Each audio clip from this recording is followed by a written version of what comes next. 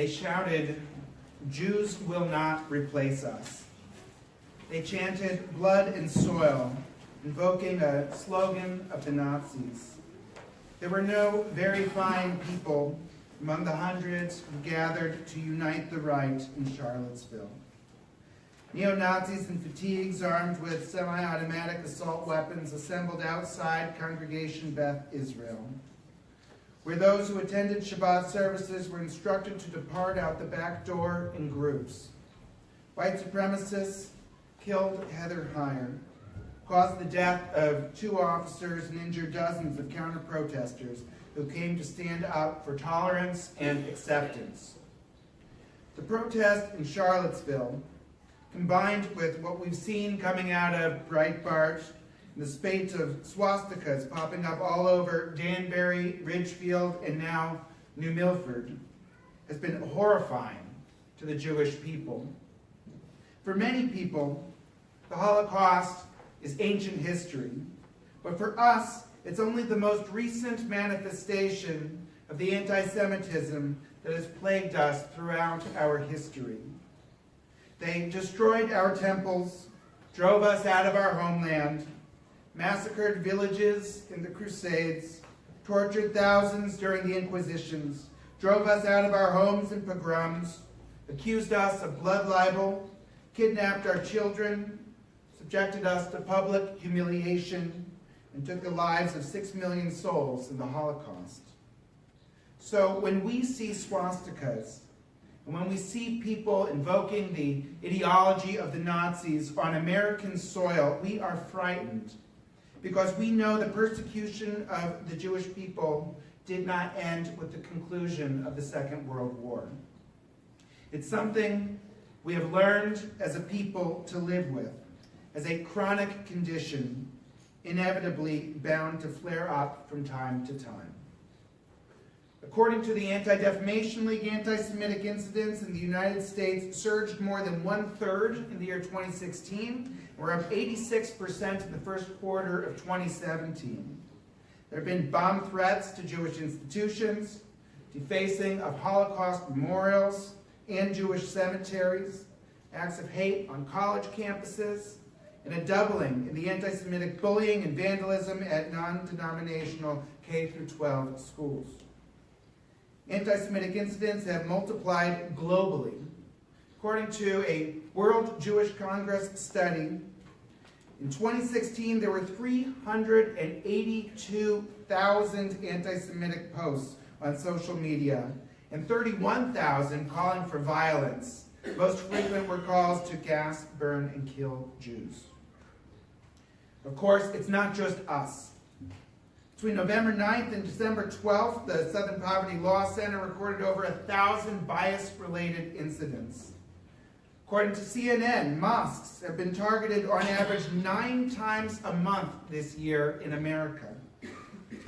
Heroes in our armed services are being told they're no longer fit to serve our country because they identify as transgender. ICE is focusing its efforts on good people like Nuri Chavarria and Joel Colindres, 2 Connecticut residents who nearly had to return to their birth countries despite contributing to America in a positive way for many years, paying taxes while raising American families. Why is this happening? Well, for one thing, racism and intolerance have been a part of American history since before Peter Stuyvesant first refused to allow Jewish refugees to settle in New Amsterdam back in 1654, describing us as a deceitful race. And given America's history with the slave trade, the Civil War, and fierce opposition to the Civil Rights Movement, we've seen all sorts of racism, yes, far worse than we're seeing today. What is concerning right now is the mass publicity of white supremacism and anti-Semitism via outlets like Breitbart and the social media, and the newfound confidence and pride that bigots are taking with their racism. One of the most profound statements about where racism comes from was tweeted by President Barack Obama following Charlottesville, though the words are those of Nelson Mandela, who said, "No one is born hating another person because of the color of his skin or his background or his religion. People must learn to hate.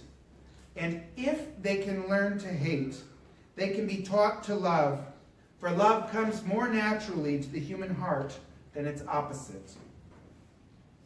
There can be no mistaking the fact that hatred and bigotry are learned qualities. Children are exposed to intolerance at home, on the social media, and on the school bus. We see it in the news every day. The way I see it, the problem is even more systemic than that. I think we're looking at a fundamental ideological dichotomy in America right now.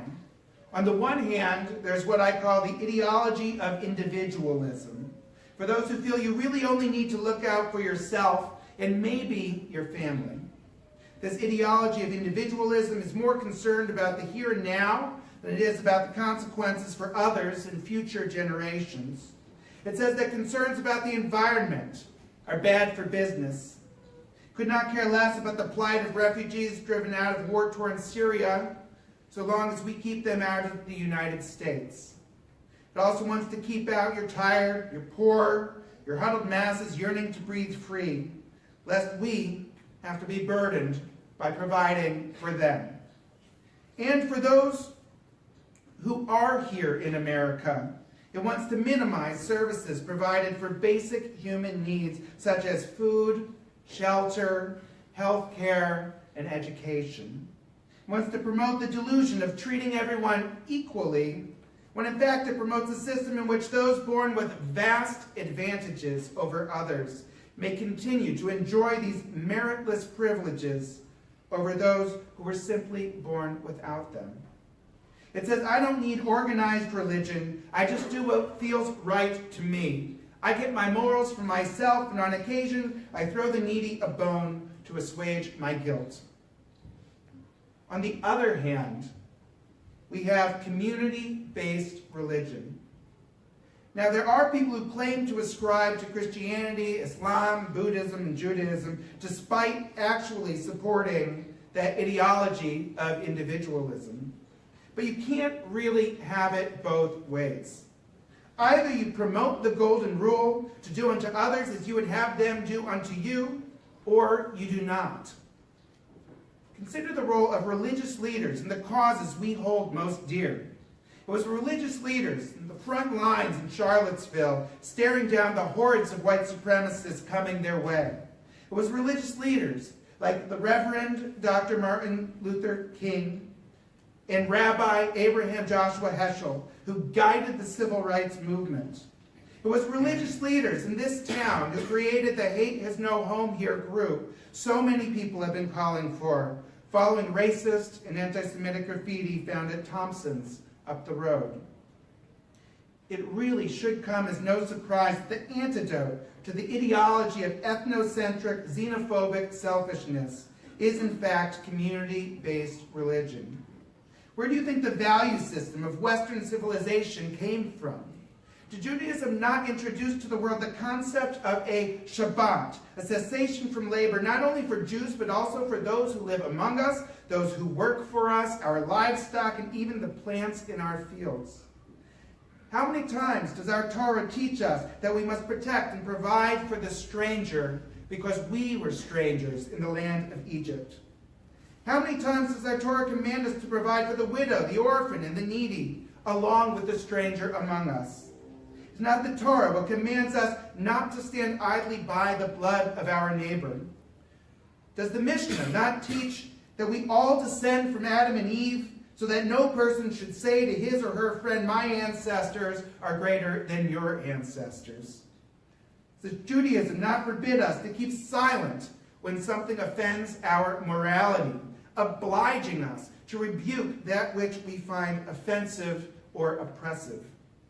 Did Hillel not teach, if I am not for myself, who shall be for me? But if I am only for myself, what am I? And if not now, when? These values are the core of community-based religion, even though they are often rejected in favor of the ideology of individualism. This is nothing new. Over 2,000 years ago, the prophet Isaiah understood the difference between the ideology of individualism and community-based religion. He knew that those who ascribe to the ideology of individualism often complain that the fasting we do on Yom Kippur is meaningless. He mocks them. Why, when we fasted, did God not see? When we starved our bodies, did God pay no heed? And then Isaiah responds to them, because on your fast day, you saw to your business and oppressed your laborers.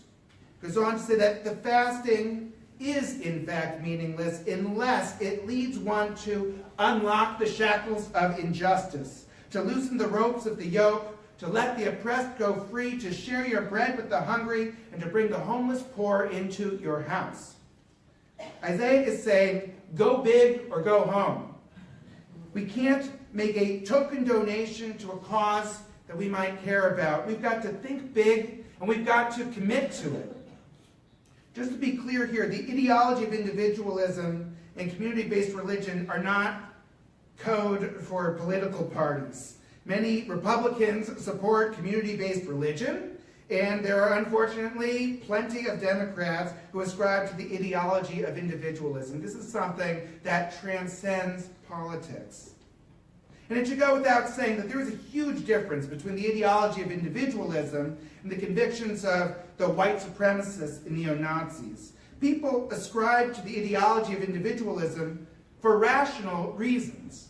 If America were to shelter every refugee in the world, if we were to exact draconian restraints upon industry, if we were to provide food for every hungry person on the planet, if we were to provide free room and board to anyone who would just prefer not to work, this would surely bankrupt our economy and destroy the very fabric of our society. However, we can't use that as an excuse to reject the values inherent in community-based religion either. Pirkei Avot 2:21 reminds us that we are not obligated to complete the task, but neither are we free to desist from it. Clearly, not everyone who ascribes to the ideology of individualism is a white supremacist or a neo-Nazi, and racists who claim to ascribe to community-based religions have clearly strayed beyond the pale of the moral and ethical foundations of those religions. Neither Moses, nor Jesus, nor Muhammad, or Buddha would support the people who were shouting, "Jews will not replace us," in Charlottesville, even if many of those people would consider themselves good Christians. At the same time, however, we can't deny the fact that all white supremacists and neo-Nazis do, in fact, ascribe to the ideology of individualism. By definition, they believe America should only be for them and not for us. By definition, they believe America should only be for them and not for us. And by us, I obviously include Muslims and people of color. At the end of the day, the fact remains that the ideology of individualism enables the forces of intolerance because it values the individual over the value of the greater community. Racism is taught by people who care more for themselves than they do for others. Compassion is taught by people who care more for the greater good of the community than they do for themselves. If we want to combat racism and bigotry in society, then we need to put everything we've got behind community-based religion. Perhaps the biggest barrier to community-based religion is belief itself. However, Judaism has never really been about whether or not you believe in God. People seem to think that if they don't believe in a man in the clouds with a long beard, then they're atheists against organized religion. I don't think there's a single person in this room that believes God is a man in the clouds with a long beard. I surely don't. God is something greater than that. And what it means to be Jewish is to ascribe to the value system of morals and ethics that shows compassion for the most needy among us and a significant commitment on the part of each of us to do our part to help others. And that, thank God, is why I am so proud to be part of this community right here at Temple Shalom in New Milford, Connecticut. I look around this room and I see men, women, Democrats, Republicans, people who come every Shabbat, people I only have the pleasure to see a few times a year. And yet I know that each and every person here is a good person with a compassionate soul, ready, willing, and able to give back to the community because that's who we are. God bless Temple Shalom this 5778. Shana Tova.